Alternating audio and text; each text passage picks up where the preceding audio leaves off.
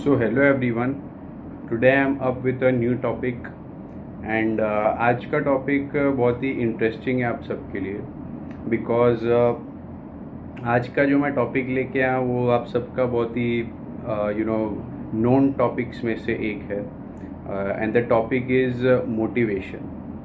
सो मेरा आज का जो क्वेश्चन है जो मैं आप सबसे पूछना चाहता हूँ कि do we really need motivation. क्या हमको सच में मोटिवेशन की ज़रूरत है? क्योंकि ये बहुत बड़ा एक क्वेश्चन मार्क है कि वेदर हमको मोटिवेशन की ज़रूरत है या नहीं.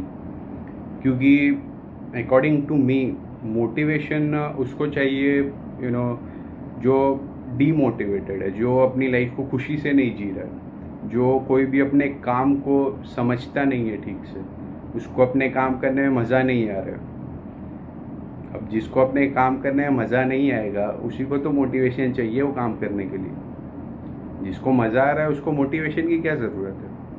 अब हम कोई स्पोर्ट खेलते हैं, for example cricket. In India सबको क्रिकेट बहुत अच्छा लगता है खेलना. तो जब भी हम अपने फ्रेंड्स के साथ क्रिकेट खेल रहे होते हैं तो क्या हमको कोई मोटिवेशन चाहिए होती है क्रिकेट खेलने के लिए? एफर्टलेसली हम क्रिकेट खेल रहे होते हैं बिना किसी मोटिवेशन के. हमको उस वक्त कोई मोटिवेशन नहीं चाहिए होती. हम एफर्टलेसली खेल रहे होते हैं, एक प्यार से खेल रहे होते हैं, पूरा उसमें घुल जाते हैं, एक फ्लो में खेलते हैं. तो वहाँ पे तो कोई ये सवाल नहीं पूछता कि यार मुझे मोटिवेशन चाहिए खेलने के लिए. वेयरएज जब हमको पढ़ना होता है तो हमको मोटिवेशन चाहिए होता है. यार मैं अपने आप को मोटिवेट कैसे करूँ पढ़ने के लिए?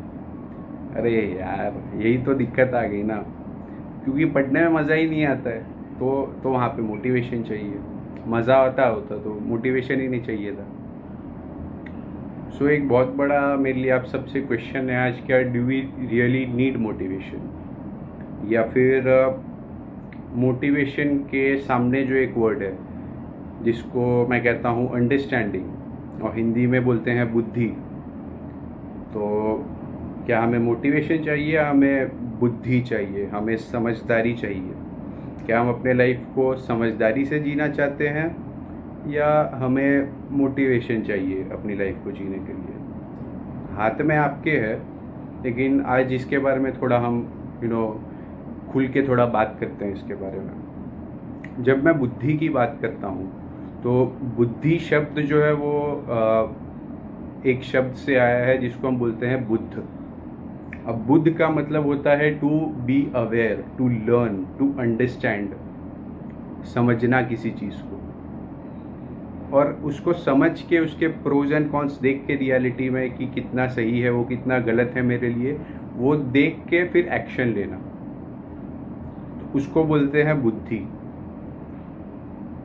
अब जो चीज़ मुझे पता है इस लाइफ में कि गलत है, वो गलत है, वो मेरे समझ में, वो मेरे बुद्धि में स्थित है. जो मुझे नहीं पता है, जिस चीज़ की समझ नहीं है मुझे, मैं वहाँ पे कुछ भी एक्शन लेता हूँ, भले वो सही है गलत मैं देख ही नहीं रहा हूँ. तो बुद्धि एक बहुत बड़ा रोल प्ले करती है हमारे लिए. अगर हम समझ सकते हैं कि कोई भी काम जब हम कर रहे हैं वो हम क्यों कर रहे हैं, किस लिए कर रहे हैं, क्या वो काम करने में आपको मज़ा आ भी रहा है या नहीं, तो वहाँ पे बुद्धि एक्टिवेट हो गई. तो वहाँ पे कोई मोटिवेशन नहीं चाहिए. वहाँ पे आप उस काम के साथ में एक हो जाओगे, उस प्रॉब्लम के साथ में एक हो जाओगे, तो सल्यूशन अपने आप निकलने लगेगा, काम करने में मज़ा आएगा. सो मोटिवेशन बहुत ही टेम्पररी चीज़ है.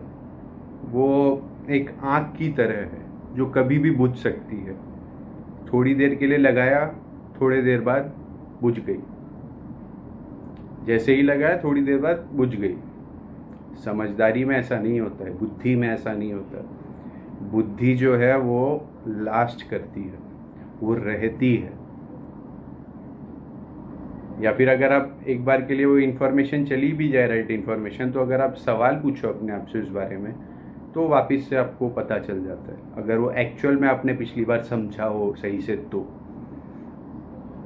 सो एक तरफ है टेम्पररी चीज़ है, एक तरफ है परमानेंट चीज़ है.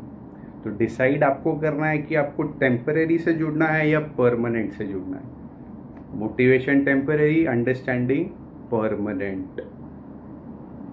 इसीलिए मैं अपने फर्स्ट वीडियो से अंडरस्टैंडिंग पे बहुत ज़्यादा एम्फोसिस देते आ रहा हूँ, क्योंकि आगे भी इसकी जाके बहुत ज़्यादा ज़रूरत पड़ने वाली है हम सबको। सो हमें इस चीज़ के बारे में समझना है। टेम्परेरी से दूर रहना है, परमानेंट से जुड़ते चले जाना है, अपनी बुद्धि पे काम करते चले जाना है। हमको समझना है कि लाइफ में क्या सही है, क्या गलत है हमारे लिए, और उस हिसाब से एक्शन लेना है। और मोटिवेशन के पीछे मत भागिए, उसे कुछ नहीं होने वाला। ज़्यादा से ज़्यादा 2 से 3 दिन आप उसको लास्ट कर पाएंगे, एंड में आप उसको छोड़ देंगे। अगर आप कोई काम कर रहे हैं, फॉर एग्जांपल आप पढ़ाई कर रहे हैं, अगर आपको पता है कि मैं क्यों पढ़ रहा हूँ, आपका पर्पस क्लियर है और आप उस पढ़ने में पैशन के साथ पढ़ रहे हैं, वो भी क्लियर है आपको कि आपको इंटरेस्ट है उस काम को करने में, तो पढ़ाई आप अपने आप करोगे। आपको अपने आप पता होगा कि मुझे कहाँ जाना है।